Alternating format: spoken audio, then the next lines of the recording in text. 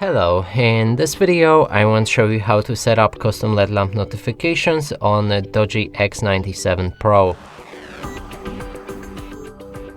And to do this you will need to open a Google Play Store. Now locate the app called Notify Buddy.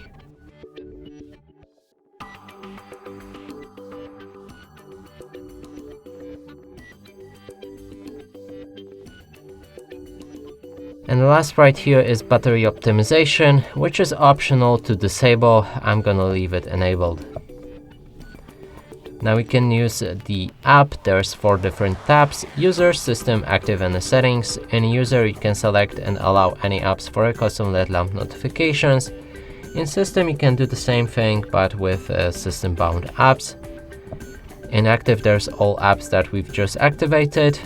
And in the settings, you can customize the LED lamp with different size, shape, placement on the screen, or color. Let's click on the test button to see the LED lamp right there.